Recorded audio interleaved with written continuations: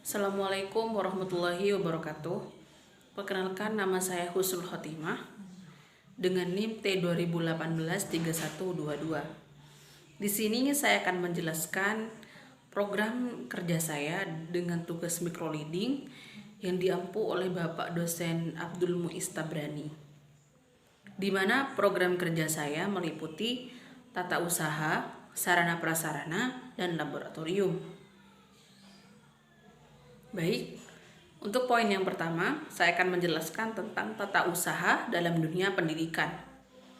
Tata usaha dalam dunia pendidikan sering disebut dengan administrasi ketatausahaan, yaitu segenap proses kegiatan pengelolaan surat menyurat yang dimulai dari menghimpun atau menerima, mencatat, mengelola, menggandakan, mengirim, dan menyimpan semua bahan keterangan yang diperlukan oleh suatu organisasi. Itu adalah pengertian dari tata usaha dalam dunia pendidikan. Selanjutnya, tentang jenis-jenis kegiatan dalam urusan ketatausahaan.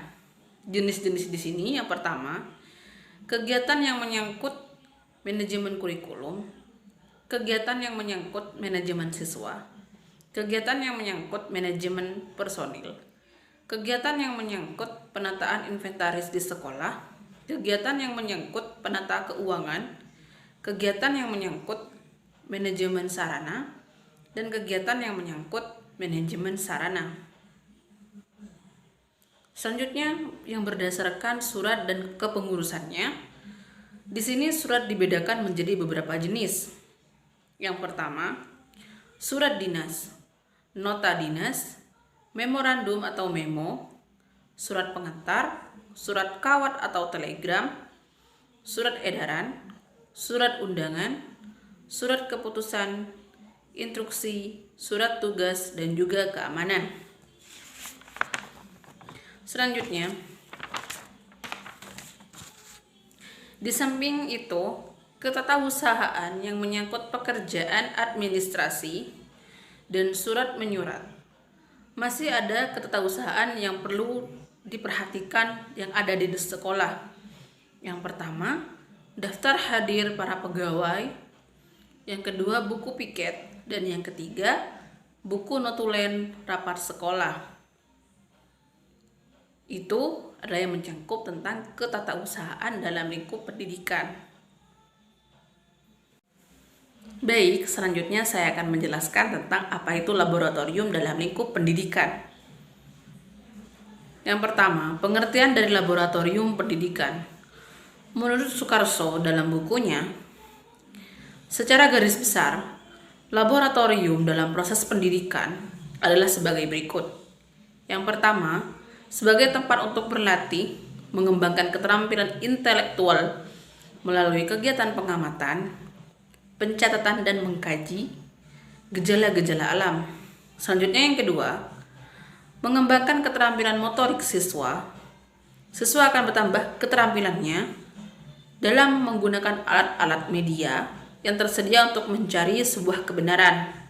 Selanjutnya yang ketiga, memberikan dan memupuk keberanian untuk mencari hakikat kebenaran ilmiah dari suatu objek dalam lingkungan, baik alam maupun sosial.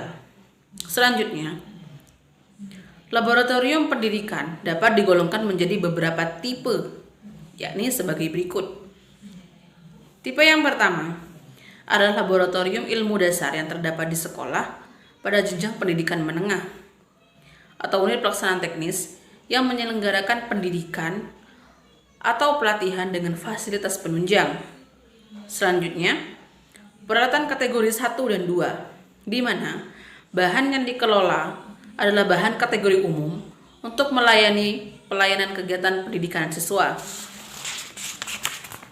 Selanjutnya, laboratorium tipe 2, di mana laboratorium ilmu dasar yang terdapat di perguruan tinggi seperti di semester 1 ataupun di semester 2, atau unit pelaksanaan teknis yang menyelenggarakan pendidikan atau pelatihan dengan fasilitas penunjang, di mana peralatan kategori 1 dan 2-nya adalah dikelola dengan bahan kategori umum untuk melayani kegiatan pendidikan mahasiswa.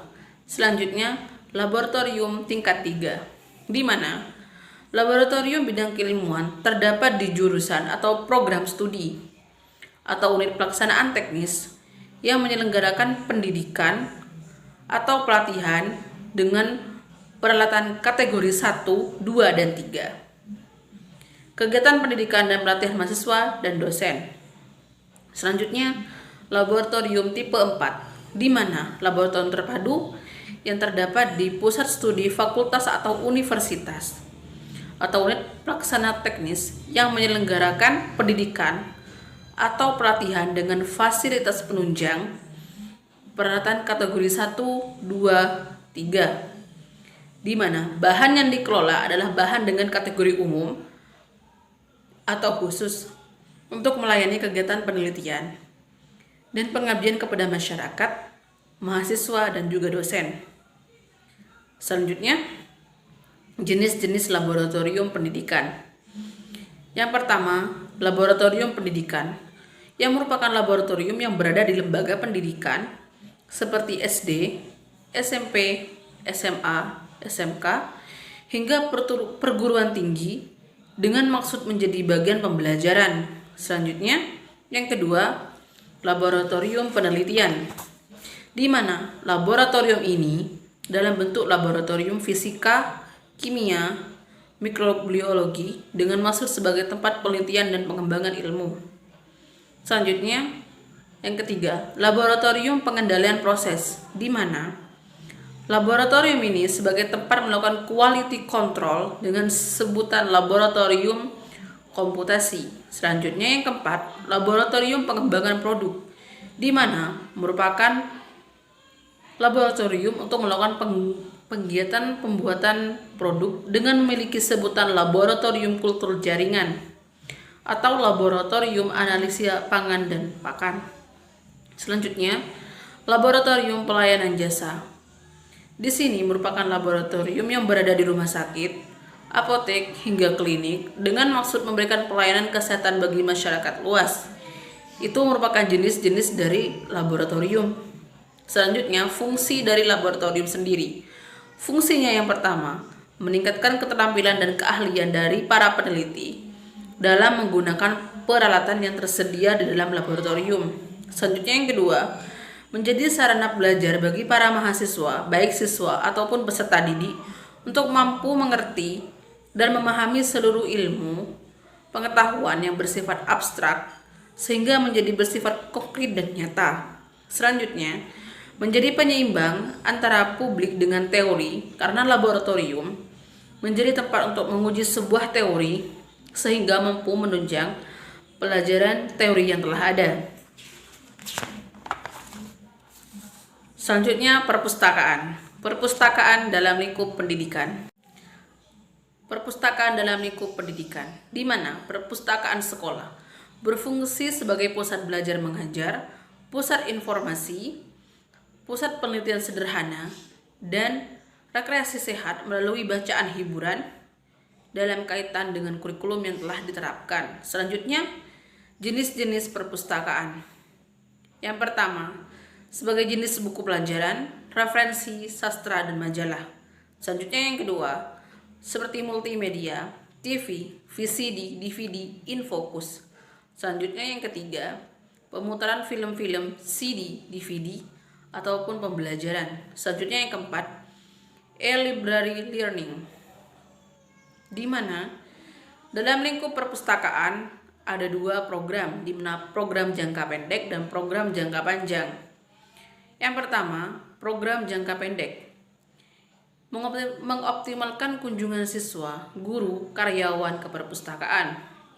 Selanjutnya, yang kedua, pengadaan koleksi buku, jurnal, majalah, multimedia yang memenuhi standar baik jumlah buku maupun jumlah judul kopi. Selanjutnya, yang ketiga, melakukan stok opname. Yang terakhir, mengembangkan minat baca murid, staf, dan guru. Itu merupakan program jangka pendek. Selanjutnya, program jangka panjang. Yang pertama, menerapkan sistem otomasi pembelajaran di perpustakaan. Yang kedua, menerapkan e-library learning. Yang ketiga, merealisasikan kualitas dan jumlah buku minimal 2000 jumlah judul buku. Jadi itu merupakan program jangka panjang. Selanjutnya, di bidang pelayanan. Di bidang pelayanan di sini adalah meliputi pelayanan administrasi, di mana untuk menyusun program kerja tahunan, melaksanakan urusan surat menyurat pengarsipan. Selanjutnya, melaksanakan urusan administrasi hubungan masyarakat dan kerjasama, melaksanakan urusan keuangan dan penyusunan anggaran. Selanjutnya, mengarsipkan dokumen, dan yang terakhir membuat laporan. Selanjutnya, secara pelayanan teknis, di mana untuk menyusun program kerja pelayanan teknis tahunan, melakukan pelaksanaan pengadaan bahan pustaka, melakukan inventarisasi bahan pustaka, melakukan klasifikasi bahan pustaka, melakukan katalogisasi bahan pustaka, melakukan pemeliharaan bahan pustaka, dan yang terakhir menyusun laporan pelaksanaan pelayanan teknis. Selanjutnya, secara pelayanan pemakai, di mana menyusun program pelayanan pemakai, melakukan pelayanan sirkulasi, melakukan pelayanan referensi, melakukan pelayanan pemakai, melakukan penyebarluasan informasi perpustakaan, menyusun laporan pelaksanaan program kerja.